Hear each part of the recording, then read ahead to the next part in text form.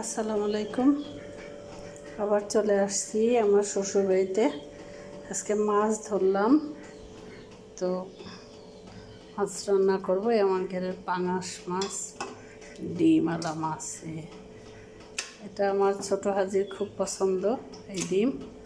তো পাঙাশ মাছ এটা রান্না করব।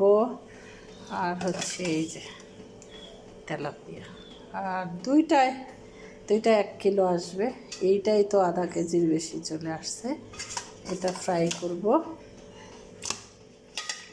যে আমাদের 3 জনের জন্য 3টা মাছ নিলাম। এই তো মাশাআল্লাহ এই সাইজের মাছ হয়েছে, আলহামদুলিল্লাহ। আজকে মাছ ধরাইছি তো এই জন্য। এই যে মাছ, এখন এটা দিয়ে দিলাম। বিসমিল্লাহ।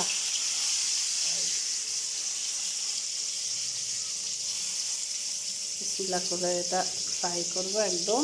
এটাও দিয়ে দিলাম। বিসমিল্লাহ। এটাও দিয়ে দিলাম। মাছগুলো বেশ মোটা সোটা, একদম ভালো হয়েছে। আমার পছন্দ মতো মাছগুলো হয়েছে, আলহামদুলিল্লাহ। এই জন্য হাজি আমার 2 ছেলেকে নিয়ে আলহামদুলিল্লাহ এটা ফ্রাই করে খাবো।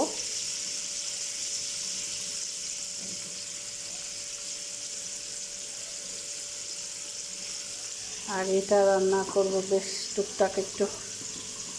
ঘের থেকে সবজি এনেছি, বেগুন, এটা দিয়ে মাছটা একটু রান্না করব। যেগুলো ঘের থেকে নিয়ে আসছি, মাছের পাশে দুটো মজা আছে। এই যে বেগুন কেটে নিচ্ছি, একটু পুঁই শাক আছে, এগুলো সব ঘের থেকে আনা। এই যে ছোট ছোট বেগুন এই নিয়ে আসছি। এটা মাছের, পাঙাশ মাছের পাশে দেব, এই জন্য এই কেটে নিলাম।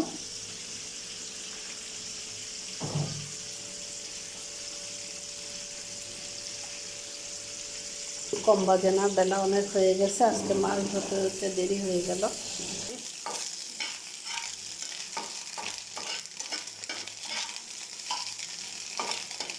ভাই মাছের ডিমটাও বাজিয়ে আছে, দেব?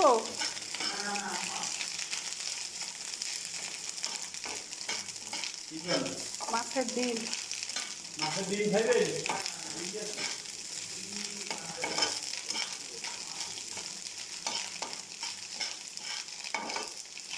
এত তাড়াতাড়ি করে ভাজলাম। হ্যাঁ হয়েছে, নাও। এই চঞ্চল, গ্রামে আসলেই মজার মজা। সব তাজা খাবার না রে চঞ্চল?